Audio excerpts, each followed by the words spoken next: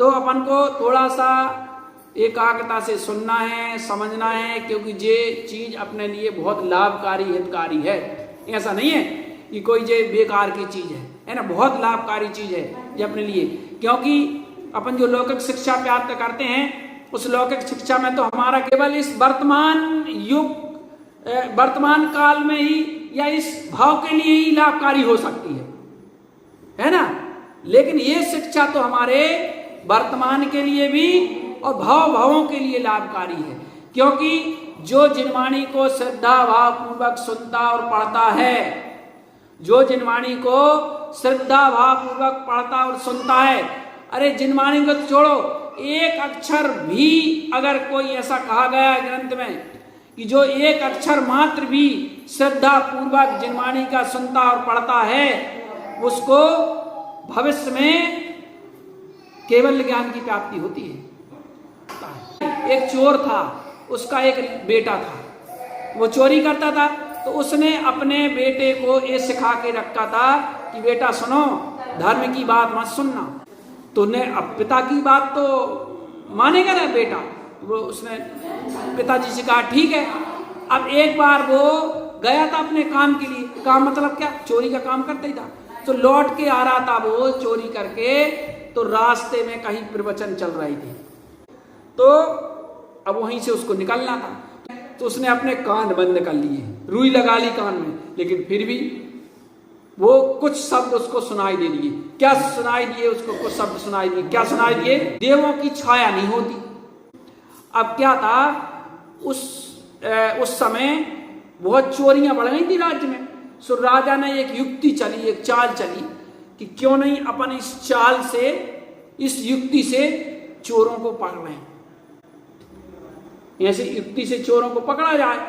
तो सैनिक भेजी और ये समझा दिया कि सुनो, तुम देव बन के जाना, उसको पता नहीं चले कि हम सैनिक हैं। उसके पास गए, बोले सुनो, हम देव हैं और देवलोक से आए हुए हैं, और तुम्हारी हमने बहुत प्रशंसा सुनी है कि भाई वो इतना एक्सपर्ट चोर है कि चोरी करता और किसी को पता भी नहीं चलता।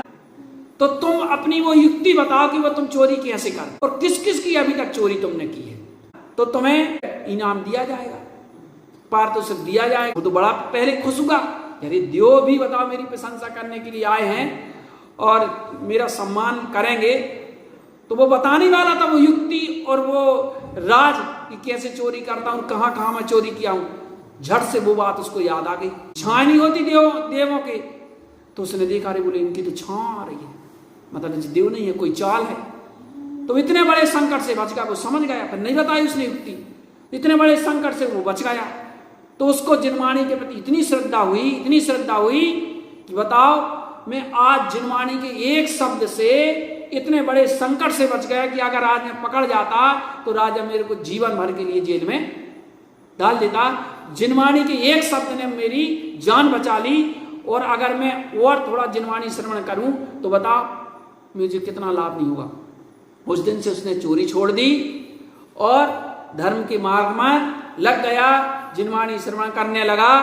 एक शब्द मात्र भी कितना उस चोर के लिए कितना लाभकारी हुआ, और जब हम जिनवाणी को श्रद्धा पूर्वक श्रवण करेंगे तो हमारे लिए कितनी लाभकारी नहीं हो सकती, और है लाभकारी, कल्याणकारी है, क्योंकि जिनेन्द्र भगवान के द्वारा कही गई वाणी है ना। तो हम जितना भी सुने पूर्ण श्रद्धा के साथ, समर्पणता के साथ, एकाग्रता के साथ जिनवाणी का श्रवण करें, क्योंकि ये जिनवाणी केवल इस भाव के लिए हमारे लिए लाभकारी नहीं है, भाव के लिए हमारे लिए लाभकारी है। और ध्यान देना, आचार्यों ने कहा है, जो जिनवाणी को श्रद्धा भाव पूर्वक सुनता है, जो जिनवाणी को श्रद्धा भाव पूर्वक सुनता है, ये भव्यता की निशानी है। जिसका जिनवाणी में मन लगता है, ये समझ लो वो भव्य है। अब अपने अपने अंदर में अपन देख लें कि हमारा मन लगता है कि नहीं लगता। और ऐसा भी कहा है, सर्प डसे तो जानिए कड़वी नीम चबाए, और कर्म डसे तो जानिए जिनवाणी ना सुहाए, है ना। तो कर्म का उदय जिनका विपरीत होता है उनको जिनवाणी नहीं सुहाती, और अगर जिनको जिनवाणी सुहाती है, ये समझ लो ये भव्यता की निशानी है। तो कर्म का उदय जिनका विपरीत होता है उनको जिनवाणी नहीं सुहाती, और अगर जिनको जिनवाणी सुहाती है, देखो हमारे कक्का, कल्लू दादा, और पहले देखो जो अपने बुजुर्ग थे, कितनों का छोर लेट हो जाए या जो भी हो, हम कहते सामूहिक नहीं, अगर अभी साथ स्वाध्याय नहीं हो पा रहा तो व्यक्तिगत आकर के और स्वाध्याय करते, और अपने यहाँ ऐसी परिपाटी है कि सब आकर के और जितना भी हो सके साथ स्वाध्याय भी थोड़ा सा भी करें, लेकिन सब करते हैं स्वाध्याय, है ना। अब अपने अंदर सभी को अपने अपने अंदर टटोलना है कि हमें जिनवाणी की कितनी ललक है पढ़ने की, कितनी रुचि है पढ़ने की, क्योंकि कोई किसी के बारे में नहीं बता सकता कि जे और वो। अब ऐसा भी हो सकता है कि कोई बहुत पढ़ता हो लेकिन अंदर में वो रुचि और वो श्रद्धा नहीं हो, लेकिन कोई किसी के बारे में नहीं कह सकता, क्योंकि देखो एक चांडाल भी सम्यक दृष्टि हो सकता है, एक चींटी भी अपन से पहले मोक्ष जा सकती है। अपन क्या समझते हैं कि अपन ही मनुष्य हो गए तो अपन बहुत तीर मार लिया क्या?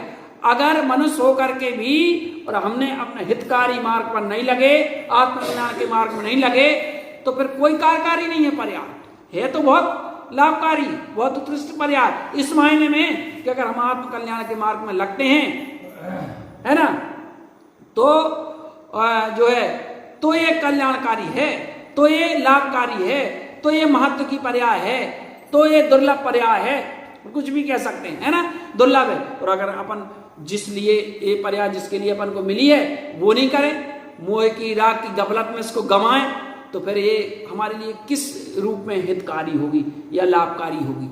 तो जिनवाणी का श्रवण हम बड़ी ही श्रद्धा पूर्वक अगर करेंगे तो निश्चित रूप से हमारे लिए ये बहुत ही कल्याणकारी होगी। आप सब भी बहुत श्रद्धा और रुचि पूर्वक जिनवाणी के श्रवण करते हैं। देखो हमारे अरहम भैया कितना छोटा है, और लवी भी देखो इतने छोटे हैं। वो आया भैया, है ना, इधर आ जाओ जरा, इधर आ जाओ, देख तो जाओ।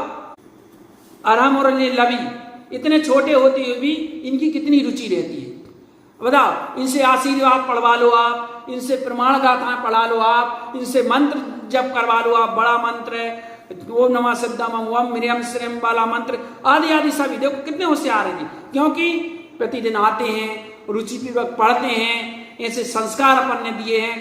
ये संस्कार ही हैं जो बांध करके रखते हैं बच्चों को, है ना। ये सारी चीजें देखो हम करते हैं तो हमारे लिए तो बहुत लाभकारी है ही है, लेकिन आगामी पीढ़ी के लिए और हमारे बच्चों के लिए ये संस्कार स्वयं ही उनके जीवन में पड़ते हैं, क्योंकि पढ़ाने से और सिखाने से ज्यादा दिखाने का प्रभाव पड़ता है बच्चों को। और यही दिखाना है कि हम आकर के, अब देखो अपने यहाँ सब स्वाध्याय की परिपाटी है, लोग आरती करते हैं रोज, प्रतिदिन का नियम कि रोज आकर के आरती करना, स्वाध्याय करना, जाप करना, ये करते हैं। तो खुद बच्चों को कुछ बताना नहीं पड़ता, वो खुद ही करते हैं। वो छोटी सी आद्या है, बता अभी तो कुछ ज्यादा समझती नहीं है, लेकिन फिर भी वो देखती है कि जे जाप कर रहे हैं, जे पढ़ रहे हैं, तो वो भी कहीं जाप को लिए दौड़ेगी। अब थोड़ा छोटी है तो थोड़ा उतनी बुद्धि का विकास नहीं है, तो कैसे करना क्या करना एक वो अलग, लेकिन उसके मन में जिज्ञासा तो कि मैं भी जाप करूं, तो दिखाने से बच्चे सीखते हैं भाई ये संस्कार। तो अपना भी लाभ है, और अपन क्या समझते हैं, यही तो शिक्षा है ना, कि इसलिए कहते ना प्रभावना कैसे होती है, जयकारा लगाने से प्रभावना नहीं हो जाने वाली है, कि अगर हम स्वयं चरित्रवान बनते हैं तो हमारे चरित्र को देख करके दूसरे लोग स्वयं ही सीखते हैं, और यही एक हमारे दूसरे के लिए हमारा उपदेश हो जाएगा कि हम स्वयं चरित्रवान बने, तो निश्चित रूप से दूसरा भी देख करके, हमको देख करके कुछ ना कुछ प्रभाव पड़ता है ना, ये बात है। तो ये सारी चीजें हैं। तो इसी प्रकार हम रुचि पूर्वक जिनवाणी का श्रवण करें, और जितना भी हो सके अपने जीवन में संयम चरित्र को ग्रहण करें, तो निश्चित रूप से इस भाव की सार्थकता को समझते हुए हमारा कल्याण का मार्ग प्रशस्त होगा। आप हम सभी को उस मार्ग की प्राप्ति हो। श्री मंगल भावना के साथ बोलिए श्री गुरु महाराज की।